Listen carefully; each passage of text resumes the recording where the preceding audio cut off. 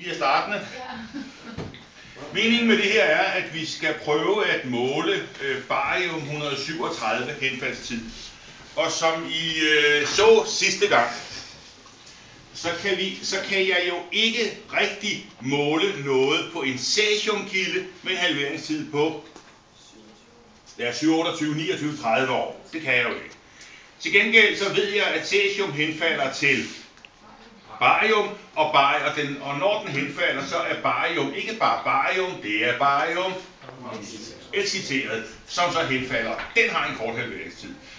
Jeg vil af gode grunde ikke tage den minigenerator frem og vise for jer nu, fordi den ligger derhenne, og hvis jeg begynder at fedte rundt her med den, så kan I godt se, at så vil det, jeg ser op på tavlen, det er nemlig tælletallene per 10 sekunder, så vil de jo brase op. Kan I godt følge mig i det?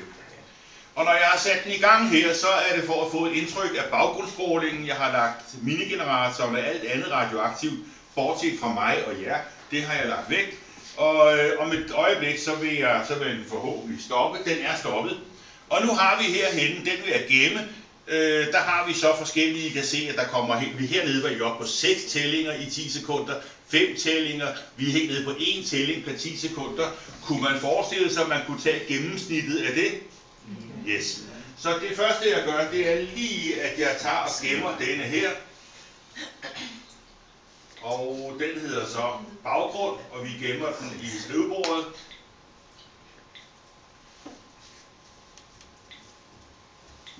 Sådan der. Det var det. Og så gør jeg klar allerede nu til et nyt forsøg. Og så skulle den meget gerne komme. Yes. Og i det her tilfælde, I kan se den op på tavlen, der burde den selv have registreret, at det var noget Vernier-udstyr, det hedder firmaet her. Det er vi med på, at det gør det normalt, ikke? Det gør det der desværre ikke. Så der skal jeg altså ind på eksperimentet, og jeg skal sætte op all sensors, og jeg skal show all sensors, altså show all sensors. Og så kommer den der LabQuest, som er forbindelsesledet, jeg vender tilbage til den. Og jeg ved, at den sidder i digital nummer 1, og jeg skal vælge en sensor. Og det er noget med radiation, og jeg vælger den derovre, og så skulle den gerne komme frem. Det gjorde den så også. Og jeg skal skynde mig lidt, for jeg kan se, at der ikke er strøm på den her. Den er ikke anden grund ikke netdrevet. Jeg har sat denne her, som er selve Geigerrøret. Geigerrøret kan I læse om. Den er forbundet med en forstærker. Og hvad er det forstærkeren kan? Den kan 2 ting.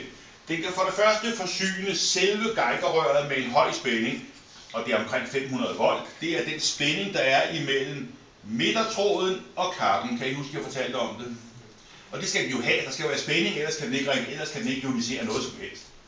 Til gengæld så behøver det jo, nu bliver lyd af 500 volt af meget, men der går ikke nogen særlig strøm, så det kan den sagtens. Så er denne her forbundet over med en LabQuest, og den har en digital indgang. Man skal vide, at den skal ind i digital indgangen. Og så er den ellers på sædvanlig vis forbundet med en computer, og I ser outputtet herovre. Jeg har sat den til, og det vil jeg ikke spilde jeres tid med at vise, jeg har sat den til at måle i perioder af 10 sekunder. I det jeg går ud fra, at 10 sekunder er så kort, at den ikke når at henfalde nævneværdigt på 10 sekunder, ikke? Et halvt minut havde været vildt for meget. Og så tror jeg faktisk, jeg er klar til at køre forsøget. Jeg går hen og henter minigeneratoren, hvis jeg ellers kan huske, hvor fanden jeg gjorde af den. Den er her. Og jeg har sikret mig i går aftes, da jeg var herovre, at jeg har udtræksvæske, og hvad er lige den udtræksvæske kan? I må gerne sætte i munden på en anden, for eksempel. Den kan fjerne barium, men cesium bliver stadigvæk. Ja. Og nu kræver det lidt hastighed, fordi lige så snart jeg siger sprøjt med denne her, så skal jeg hen og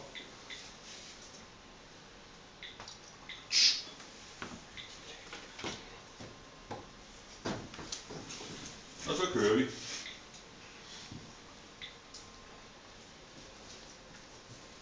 Sådan der.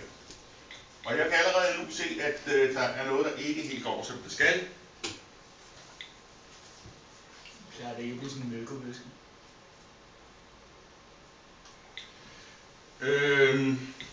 Og Jeg kunne godt frygte, at denne her minigenerator er blevet tømt for cesium.